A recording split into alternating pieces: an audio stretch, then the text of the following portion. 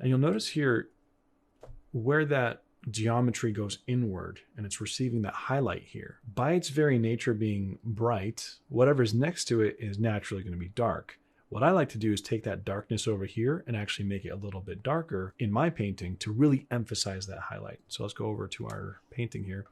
Like I said, this area is bright, and by that nature, this stuff is going to be dark, but I'm going to make it slightly darker than the actual reference to make that highlight pop.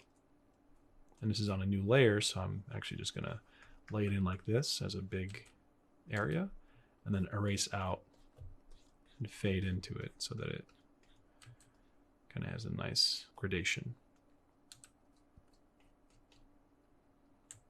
Cool. Let's go ahead and paint in that stem. It's going to have a little bit of greenish hue in there. This is another method where, similar to what we did down here with that shadow, it's not merged down. It's merged down.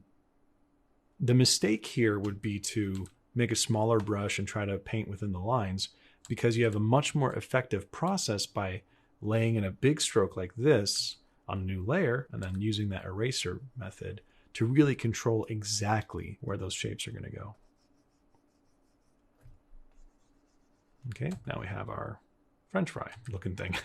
All right, lock the transparency like that. And now if we go halfway to black and make it a little bit warmer, apparently, I guess because of that bounce light, and just paint a stroke, and paint a stroke like that to imply the cylindrical nature of that little stem. It's going to roll around the form like this, and it's darker at the top and it fades down.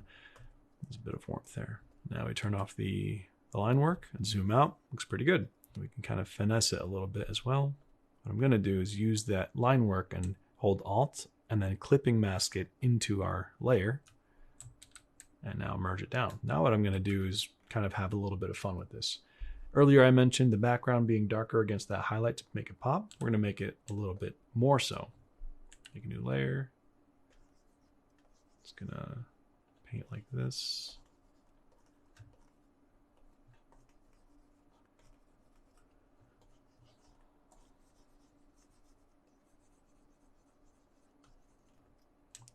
Clipping mask, and then erase out in a gradient towards the top left. Yeah, now it's got that painterly look. Now again, we're not trying to do anything photorealistic, although you can learn a lot from doing that.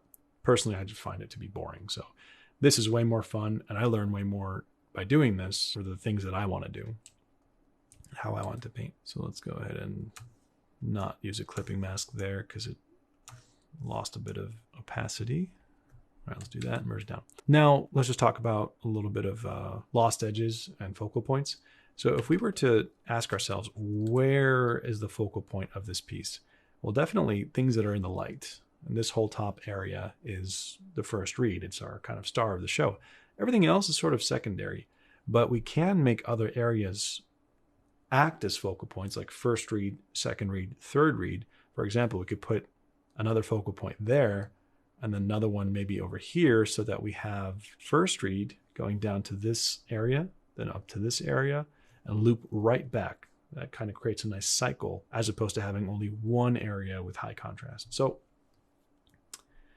how do we emphasize these areas then? Well, this part is already kind of grabbing our attention. But if we want to make this second read a little bit more contrasty, what we're going to do is grab this color, make it brighter, and paint in right there.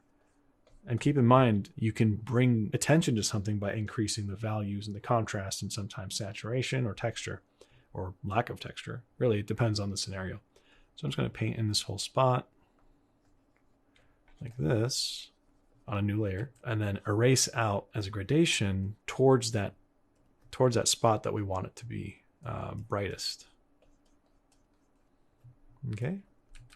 Now it's definitely calling attention to that spot. And we're going to do the same thing over here, but not as strong.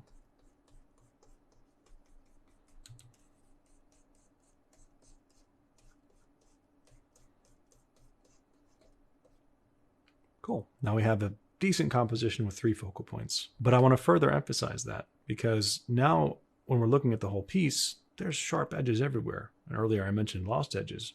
So which edges do we want to lose? Well, we don't want to lose any focus in these specific areas, but everywhere else could just kind of be blurred out. Just to kind of practice this, I'm going to make a copy of this layer and say that in this spot, we're going to leave it sharp, but right next to it, kind of blend that in. A, because it's in shadow and it doesn't need to be sharp. And B, because when you have something sharp like this highlight and you have something blurred next to it, that sharpness is really going to stand out. So in this case, I'm going to grab the mixer brush and it's going to be the same, that same bristle brush. All this stuff over here, we're going to blend it in. It does not need to be sharp. And actually our eyes kind of naturally do this when we're looking at things in real life. Okay, now when you zoom out, you don't really notice it right away. Unless you're looking for it. But if we did that to our focal points, we'll definitely notice it because it's in light. The things in shadow do not need to be in focus. Let's actually bring this back up. Also, these areas that are kind of peripheral can also be blended in.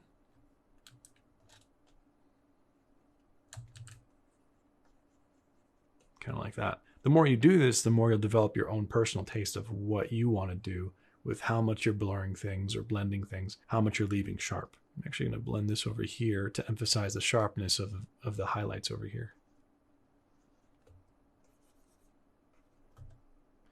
I'm also going to use one big brush stroke this way, just to blend in that core shadow and bring it back out a little bit. You can kind of do this on the whole thing, actually. And if you want to get something to look like it's got that painterly form thing, you can kind of treat it like it's a low polygon object with faces, and then you can use that mixer brush to really emphasize those faces. So just picking a direction like this along the form of it to kind of make it look like it has that nice effect. I'm just kind of leave it alone like that, right, in that spot.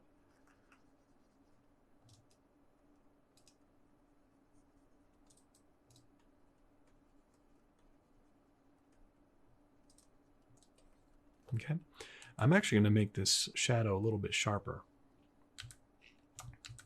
Go back to our regular brush, new layer, and just sharpen it a bit. Okay. I don't like that this is a horizontal, because whenever you have a composition and you have things that are perfectly vertical, perfectly horizontal, it tends to ruin the dynamics of the piece. So you want to kind of look for those verticals and horizontals and kind of slant them a little bit. I'm going to take this and angle it upward just a tad.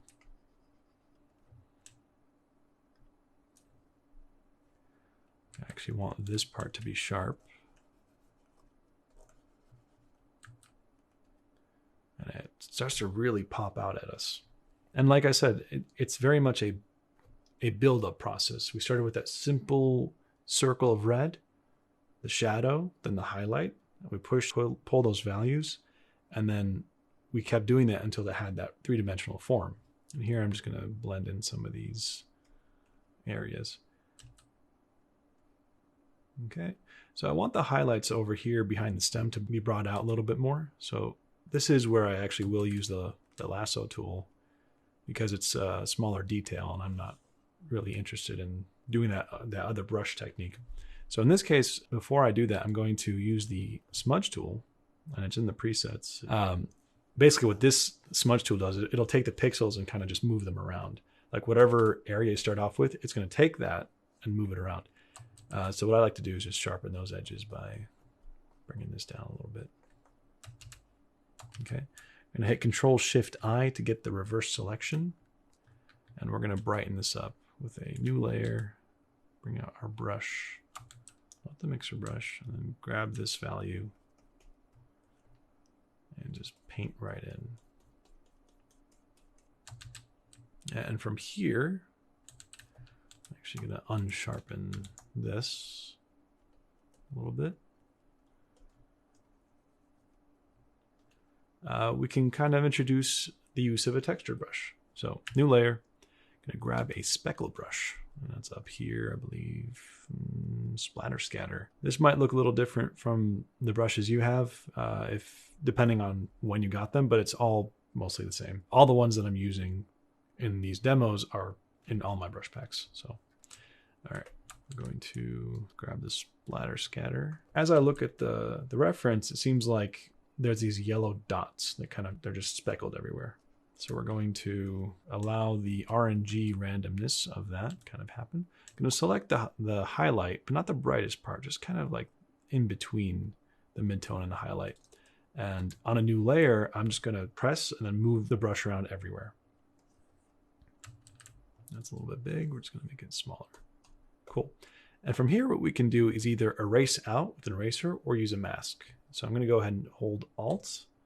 Then down here, right below on the layers, we're going to press that mask button. And anything we paint using white on this black part of the mask will reveal that splatter. Now, if you're selected on this part of the layer, it won't work. You want to do it on this part. This is the mask part. Remember that. I'm going to grab the airbrush, and again, anything I paint with white will be revealed. So I'm going to do that all in the highlight area.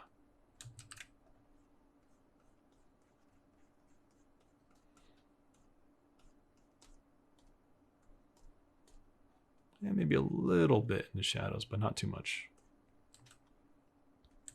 All right, and some finishing touches. We're going to bring out a little bit of a brighter highlight there in the shadow, in the highlight. I'm going to use this brush, grab a kind of white color, and just one stroke, just like that. Now you zoom out. Yeah, it's starting to work. One thing I did forget is this reflection. It's kind of almost a Fresnel effect. Whenever you have a matte surface that isn't highly reflective, if you look at it from a very low angle, it's going to have a slight reflection. Even something as rough as a piece of wood, at a certain angle, it'll still have a reflection of whatever's above it. So we do have that reflection kind of right here on the edge of the apple. So what we can do is grab a color like this and just paint on the edge like that. And you guessed it, we're going to erase out in reverse like this. And lo and behold, we have that painterly effect. Now, obviously, I pushed it a lot here, and we can go in and do a bit of cleanup, but you look at that gradient, and it just has that nice just brushwork effect that we all really enjoy looking at.